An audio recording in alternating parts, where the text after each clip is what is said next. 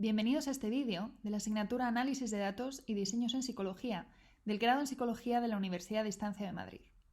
Hoy vamos a profundizar en los contenidos de la unidad 7.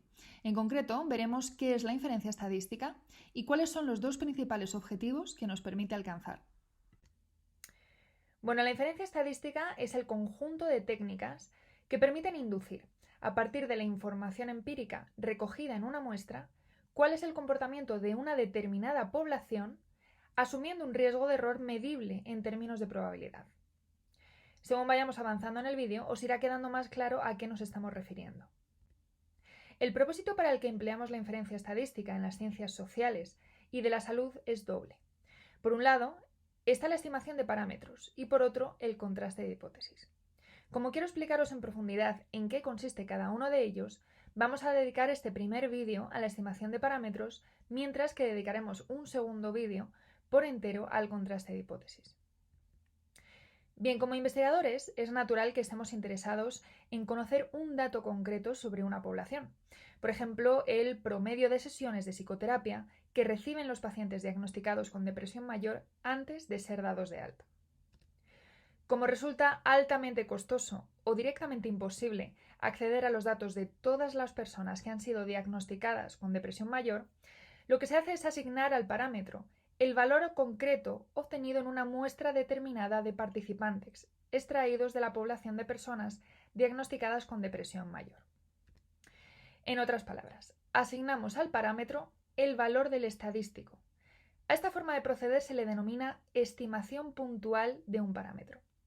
Aquí la letra griega mi, que representa al parámetro media, lleva un acento circunflejo, porque de esta manera expresamos que no es el parámetro en sí mismo, sino una estimación de ese parámetro que equiparamos a la media muestral, representada por la letra X con una barra superpuesta. Bueno, siguiendo este mismo ejemplo, supongamos que seleccionamos ahora una muestra formada por 145 sujetos que fueron diagnosticados con depresión mayor y ya han sido dados de alta. Les preguntamos a cada uno el número de sesiones que recibieron antes de ser dados de alta y calculamos un índice de tendencia central, como por ejemplo la media aritmética de esos datos, obteniendo el valor de 96 sesiones. Bien, pues estimar puntualmente el parámetro promedio de sesiones de psicoterapia antes de ser dados de alta implicaría decir que el valor de este parámetro en la población de personas diagnosticadas con depresión mayor es de 96 sesiones. Como ya sabéis, para estimar el promedio o el centro de una variable, podemos emplear diversos estimadores, como por ejemplo la media, la moda o la mediana. Aprovecho para hacer un breve inciso aquí y aclarar conceptos. Un estadístico es cualquier función o cualquier cálculo que se haga con los datos recogidos en una muestra, mientras que un estimador es un tipo concreto de estadístico empleado para aproximarnos al valor de un parámetro, para estimar un parámetro, que siempre es desconocido.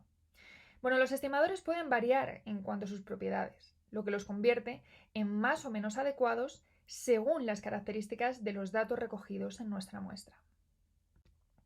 Las principales propiedades de un estimador son 5: el sesgo, la eficiencia, la consistencia, la suficiencia y la robustez. El sesgo hace referencia a la diferencia entre el verdadero valor del parámetro y el valor esperado del estimador. Con valor esperado del estimador nos referimos a la media de las estimaciones resultantes de haber aplicado el estimador en un número muy alto o infinito de muestras. Aquí esas estimaciones se representan por los puntos negros y el valor esperado de estas estimaciones sería el centro de esa nube de puntos negros. Cuanto menor sea esta diferencia entre el valor esperado de las estimaciones, el centro de la nube de puntos negros, y el valor del parámetro, menor será el sesgo del estimador. Y cuanto esta diferencia sea nula, diremos que el estimador es directamente insesgado. Aquí podéis verlo. Bueno, la eficiencia se refiere a la variabilidad o heterogeneidad de las estimaciones resultantes de aplicar el estimador en un número muy alto o infinito de muestras. Cuanto menor sea esta variabilidad, es decir, cuanto más homogéneas o juntas estén entre sí estas estimaciones, más eficiente diremos que es el estimador. Bueno, la consistencia se relaciona con el comportamiento del sesgo del estimador a medida que el tamaño de la muestra, es decir, que el número de sujetos o de observaciones aumenta. Si a medida que la muestra aumenta, el sesgo del estimador disminuye, diremos que el estimador es consistente. Bueno, la suficiencia hace referencia a si el cálculo del estimador emplea toda la información disponible o relevante en la muestra. Cuanta más información emplee el cálculo, más suficiente será el estimador. Por ejemplo, de cara a cuantificar la dispersión de una variable, la varianza resulta un estimador más suficiente que el rango, ya que para calcularlo necesitamos conocer todos los datos de la muestra, además de su media, mientras que para calcular el rango solo necesitamos conocer el valor máximo y el mínimo. Bueno, finalmente, la robustez de un estimador se refiere al grado en que sus estimaciones se ven influidas por la violación de los supuestos de partida en los que se basa el procedimiento de estimación. Por ejemplo, aquí vemos que a medida que la distribución de los datos se aleja de la distribución normal, las estimaciones se ven cada vez más influidas porque su sesgo aumenta, aunque podrían verse influidas cualquier otra característica de las estimaciones. Cuanto menos influidas se vean las estimaciones, diremos que el estimador es más robusto. Bueno, como ya habréis supuesto, los estimadores serán más deseables cuanto más insesgados, más eficientes, más consistentes, más suficientes y más robustos sean. Aunque el estimador que utilicemos posea todas las propiedades deseables, dado que el cálculo se realiza solo sobre una muestra de sujetos y no sobre el total de la población, siempre va a existir una diferencia entre la estimación puntual y el verdadero valor del parámetro. Esta diferencia se denomina error de estimación y en la práctica resulta imposible saber cuál ha sido la magnitud o el signo, si es positivo o negativo, de este error de estimación cuando estimamos puntualmente un parámetro a partir de los datos de una muestra. Teniendo esto en cuenta, una segunda estrategia para estimar parámetros es la estimación por intervalo. La idea es obtener un intervalo o un conjunto de valores numéricos de tal manera que la probabilidad de que ese intervalo incluya el verdadero valor del parámetro sea una probabilidad fijada de antemano por el investigador. Esta probabilidad se denomina nivel de confianza y se representa como 1 menos alfa. Se dice, por tanto, que el intervalo para el parámetro que nos interese, en este caso, siguiendo el ejemplo anterior, la media aritmética, tiene una confianza o está construido con un nivel de confianza de 1 menos alfa o de 1 menos alfa por 100 si lo queremos expresar en porcentajes. Como en las ciencias sociales y de la salud el valor que se le ha venido dando a alfa por consenso ha sido de 0,05, los intervalos de confianza suelen estar construidos con un nivel de confianza del 0,95 o 95%. Hay muchas formas de construir un intervalo de confianza, pero aquí vamos a ver solo dos: el intervalo de tipo Wald y el intervalo por Bootstrap. La más sencilla y que se emplea más a menudo es el intervalo de tipo Wald. La lógica para construirlo la vamos a ver a continuación. En primer lugar, tenemos una muestra de sujetos, ¿verdad? Ya sean 2, 15 o 300 personas. Al número de sujetos lo vamos a denotar siempre por n minúscula. De cada uno de nuestros n sujetos obtenemos una realización, o dicho de una manera más clara, un valor para la variable de interés. Con estos datos calculamos el estadístico escogido, la media aritmética en este caso, ¿no? La estimación resultante de calcular la media aritmética va a ser el valor en torno al cual construiremos el intervalo de confianza para el parámetro media. En segundo lugar, deberemos hallar los límites, tanto inferior como superior, de este intervalo de confianza. Pero para ello tenemos que conocer primero la distribución muestral de nuestro estadístico. Vamos a introducir rápidamente qué es una distribución muestral. Veréis, aunque las poblaciones de estudio no están formadas por un número infinito de sujetos, en la práctica asumimos que sí son infinitas, porque suelen ser poblaciones increíblemente grandes y además porque asumir esto facilita mucho los cálculos. Pongamos entonces que nuestra población es directamente infinita. Entonces, también podemos extraer infinitas posibles muestras de n sujetos distintos que sean aleatorias y con reposición. Imaginemos ahora que podemos calcular el valor de la media en cada una de esas infinitas muestras. De esta manera, veríamos que no todos los valores para la media se repiten el mismo número de veces, sino que habría valores que son más frecuentes que otros.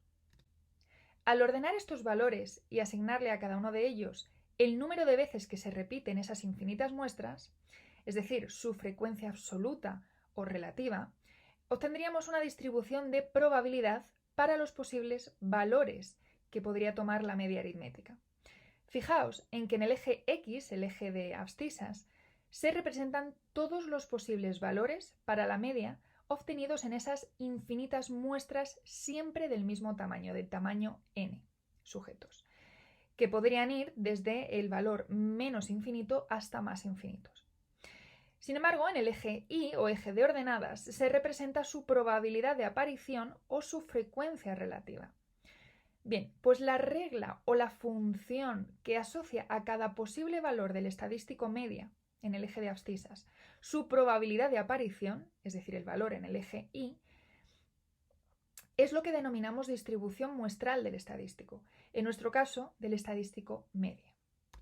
Y dado que el estimador media es insesgado, el valor esperado, es decir, la media aritmética, de las infinitas estimaciones de la media va a coincidir con el valor verdadero del parámetro media. Si pudiéramos hacer todo esto, obtendríamos la distribución muestral a partir de datos empíricos, de datos reales. Sin embargo, esta forma de proceder es imposible, pero es que además es absurda, porque si tuviéramos opción de acceder a todos los sujetos de la población, directamente podríamos conocer, calcular el valor del parámetro y no tendríamos que estimarlo. Por eso, esta forma de proceder para crear la distribución muestral es únicamente teórica. La hemos explicado para que entendáis qué es la distribución muestral. En la práctica, cuando hablamos de conocer la distribución muestral del estadístico, hablamos de que estamos intentando aspirar a modelarla, a modelar esta hipotética distribución muestral que acabamos de describir, empleando para ello un modelo teórico de probabilidad, una distribución de probabilidad teórica cuyo centro o valor esperado va a ser la estimación puntual de la media calculada con los datos de nuestra muestra.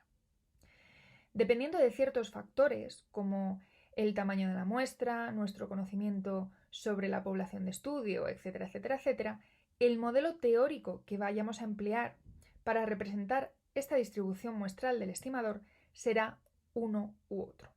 Uno de los modelos teóricos más ampliamente utilizados es la función o distribución normal, que ya la conocemos y que podéis además apreciar en este gráfico. Pero existen otros muchos, como la distribución t-de-Student, la g², la f de Snedeker, entre otras. La función normal, que es la que veis aquí, se caracteriza por tener esta forma de montaña que se conoce comúnmente como curva gaussiana o campana de Gauss, en honor al matemático alemán Carl Friedrich Gauss. Gracias al trabajo previo de importantes matemáticos, sabemos que la distribución muestral de la media, cumpliéndose ciertas circunstancias, ciertos supuestos, se aproxima o se comporta de una manera muy parecida a una función normal. Esto lo explicitamos de la siguiente manera. El estadístico media usamos ese guión curvado para indicar que sigue o se aproxima a una función normal, representada con la letra mayúscula n, que es el modelo teórico que estamos empleando para modelar su distribución muestral. Y entre paréntesis, los parámetros de los que depende esa función teórica. No debemos, esto es muy importante, no debemos confundir los parámetros del modelo teórico con el parámetro que nosotros estamos interesados en conocer en nuestra investigación. Son cosas completamente diferentes, ¿de acuerdo? Bueno, veréis que, a diferencia de los gráficos que saldrían con datos reales, que no son curvas perfectas, sino histogramas más o menos asimétricos, más o menos densos o escalonados, los modelos teóricos de probabilidad siempre van a ser curvas perfectas, porque son el resultado de una función, de un cálculo. En el caso de la distribución normal, plasmar gráficamente su función de densidad da como resultado la curva perfecta que veis aquí. Bien, pues fijémonos ahora en la función de densidad de la distribución normal para entender la lógica que se sigue para conseguir esta curva. F de x nos indica que la función f, es decir, el cálculo que veis a la derecha de la fórmula, a la derecha del igual, depende del valor que le demos a x. Realmente, como veremos ahora, este cálculo no solo depende del valor x, sino también del valor que le demos a los parámetros mi y sigma, que son dos parámetros de los que depende cualquier función normal y van a ser constantes en el cálculo de mi distribución. El cálculo al que equivale f de x va a ser distinto para cada distribución teórica de probabilidad. Es decir, para la g², para la t de student, se emplea un cálculo distinto al que aparece aquí. Y el que aparece aquí solo da como resultado distribuciones normales. Cuando empleamos la función normal para modelar la distribución muestral del estadístico media, asumimos que el resultado de este cálculo o función equivale a la probabilidad que puede tomar cada posible valor del estadístico media. Esta probabilidad se refleja en el eje de ordenadas o eje y puede ser cualquier valor que vaya desde 0 hasta 1 por ser una probabilidad. Veamos ahora a qué hacen referencia los tres valores desconocidos que hay a la derecha de la función de densidad. La variable x sencillamente representa uno de todos los posibles valores que podría tomar el estadístico media en esas hipotéticas infinitas muestras de n sujetos. Los valores del estadístico se representan en el eje x o eje de abscisas y podrían tomar cualquier valor que vaya desde menos hasta más infinito. El segundo elemento desconocido es la letra griega mi. Mi no es una variable, sino una constante dentro de este cálculo y representa el valor esperado o la media de la distribución muestral de las medias, por lo que nos informa del valor de la distribución muestral en torno al cual se acumula más probabilidad. Dicho de otro modo más fácil, mi representa el valor esperado o la media aritmética de la distribución de medias. El tercer y último valor desconocido es la letra griega sigma. De nuevo, sigma no es una variable sino una constante en este cálculo y representa la desviación típica de la distribución de medias. Y aquí, dato importante. La desviación típica de una distribución muestral no se denomina desviación típica, sino error típico. ¿De acuerdo? Solamente un cambio de nombre, pero el concepto es exactamente el mismo.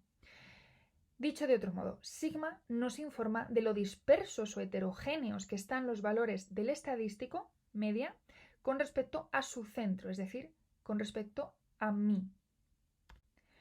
Decimos que los parámetros de la distribución normal son dos, como hemos visto, mi y sigma, porque dependiendo de los valores que le demos a estos dos elementos, la curva dibujada por la función estará más centrada en torno a un valor u otro, o será más o menos estrecha. Por esta razón no existe una única distribución normal, sino una familia de infinitas distribuciones normales, dependiendo de los valores que le demos a los parámetros media y varianza. Aquí podéis ver la representación gráfica de la función de densidad de varias distribuciones normales que varían en su valor del parámetro mi o su parámetro media. Y aquí podéis ver varias distribuciones normales con diferente valor, tanto para mi o su media, como para sigma o su error típico, su desviación típica. Para modelar la distribución muestral de nuestro estadístico, no solo debemos conocer qué modelo teórico es el más adecuado, sino que además debemos darle un valor a los parámetros de los que depende este modelo teórico. En el caso de la distribución normal, mi y sigma. Antes hemos adelantado que el centro del intervalo de confianza y por tanto de la distribución muestral, esto es, el parámetro mi, iba a ser la estimación puntual de nuestro parámetro de interés. Recordemos, el promedio de sesiones de psicoterapia que reciben los pacientes diagnosticados con depresión mayor antes de ser dados de alta. Y como ya sabemos, la estimación puntual coincide con el estadístico media aritmética calculada sobre los datos de mi muestra de sujetos, que, siguiendo el ejemplo anterior, eran 96 sesiones. Por otro lado, el error típico de la distribución muestral se calcula de distintas maneras en función de los datos que el investigador conozca de su variable de interés en la población de estudio, y esto es algo en lo que ahora mismo no vamos a profundizar. Pero para continuar con el ejemplo, pongamos que el error típico de la distribución muestral tiene en nuestro caso un valor de 2,5.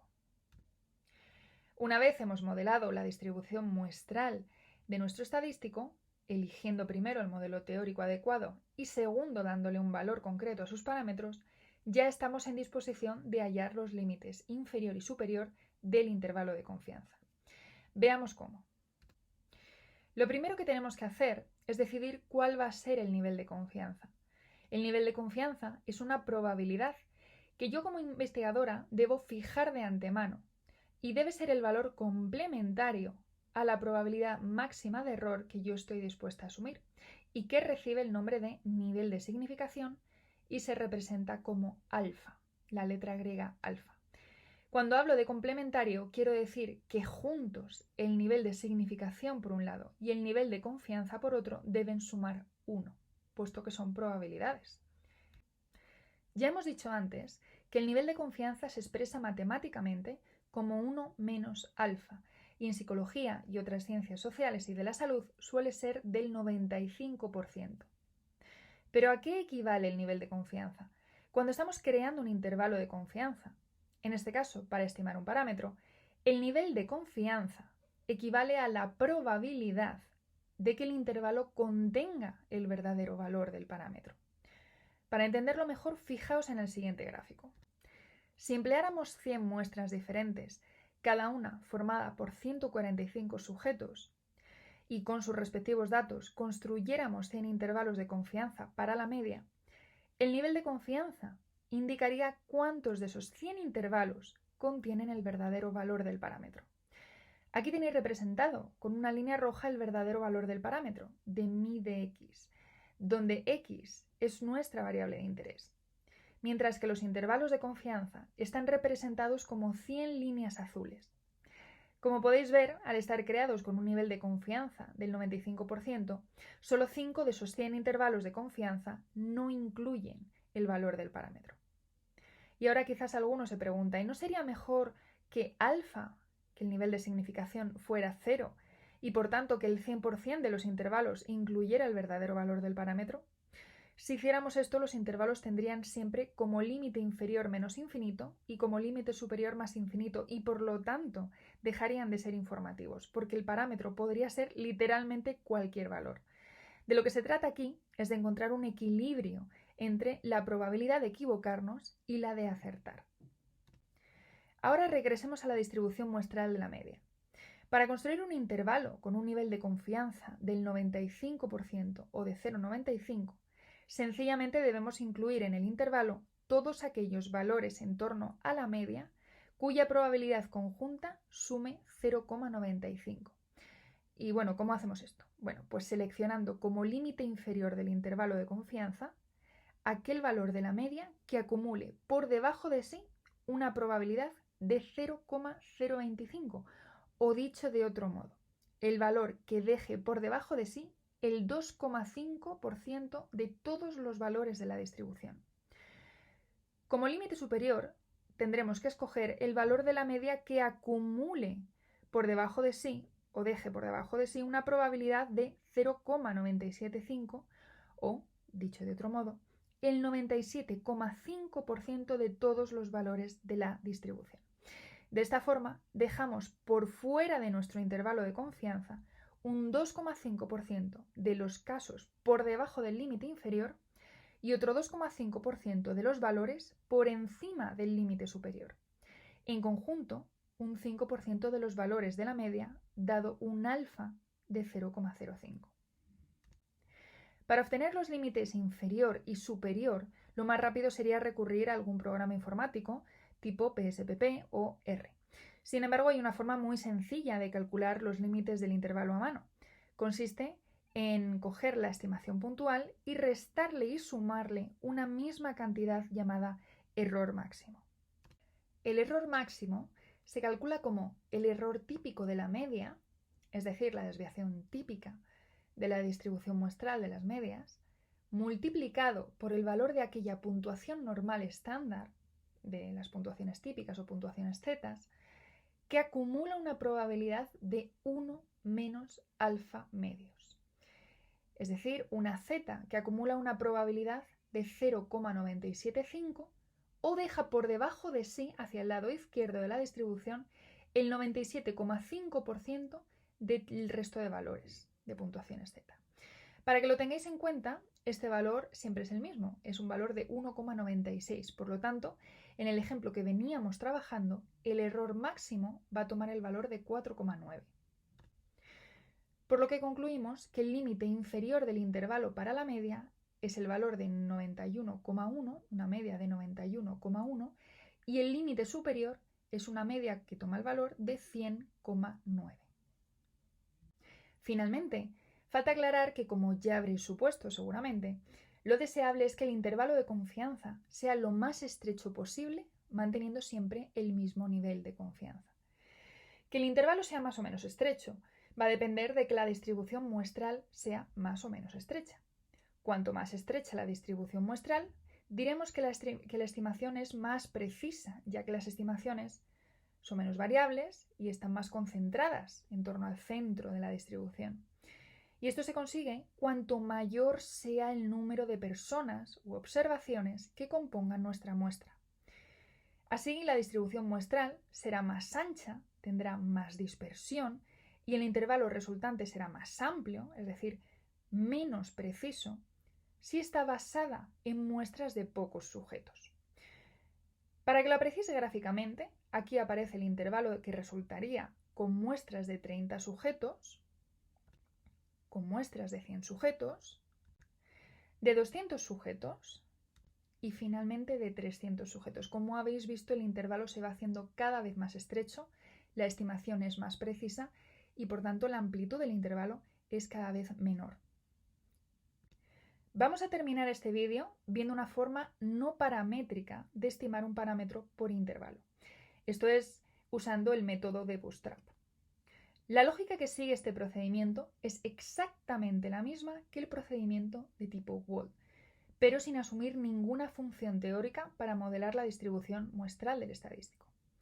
Entonces, os preguntaréis cómo llegamos a conocer la distribución muestral si no la modelamos matemáticamente y tampoco la podemos crear a partir de datos empíricos. Bueno, veamos cómo. Al igual que antes, tenemos nuestra muestra de n sujetos y de cada uno de estos n sujetos tenemos un valor para la variable de interés. Bien, pues lo que hace Bootstrap es pensar en nuestros n sujetos como una población en sí misma y extrae de esta población de n sujetos un número muy elevado, pongamos 5.000, 10.000 o 100.000 muestras aleatorias y con reposición, siempre también de tamaño n. Ya sabéis lo que significa que una muestra sea aleatoria, no tengo que explicarlo, pero con reposición implica que el mismo sujeto puede salir escogido más de una vez en la misma muestra, ya que se repone o se devuelve a la población cada vez que sale elegido. Por ejemplo, aquí en la muestra 4, el sujeto 11 ha salido elegido en la primera, en la segunda y en la tercera extracción. A continuación, en cada una de esas muestras aleatorias y con reposición, se calcula el estadístico que nos interesa, con los datos de los sujetos que han sido seleccionados en esas muestras. De esta manera, al igual que ocurría antes, podremos asociar cada posible valor del estadístico, de la media, con el número de muestras generadas por Bootstrap en que aparece ese valor, es decir, con su frecuencia. Esta es la forma en la que se crea la distribución muestral del estadístico por el método Bootstrap y, como os habréis imaginado, requiere de un software estadístico, ya que el cálculo a mano podría hacerse literalmente eterno. Por último, una vez hemos creado la distribución muestral de nuestro estadístico, vamos a seguir la misma lógica que para el intervalo de tipo Wald. Primero seleccionamos el nivel de confianza al fijar el valor de alfa y después le pedimos al programa estadístico que nos devuelva los límites inferior y superior del intervalo dado nuestro nivel de confianza. El límite inferior será el valor de las medias que acumule una probabilidad de alfa medios, es decir, una probabilidad de 0,025 dado un alfa de 0,05, O dicho de otro modo, el valor de las medias que deja por debajo de sí el 2,5% de la distribución. En cambio, el límite superior será el valor de las medias que acumule una probabilidad de 1 menos alfa medios. Esto es una probabilidad de 0,975.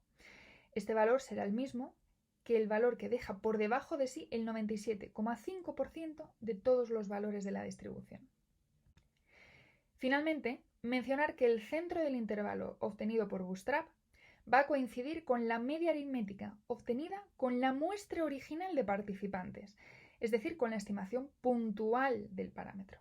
Tiene sentido, ¿no? Ya que si todos los participantes de mi muestra original tienen la misma probabilidad de salir seleccionados en cada una de estas muestras generadas por Bootstrap, lo que más abundará en las muestras de Bootstrap serán muestras parecidas a la muestra de participantes original.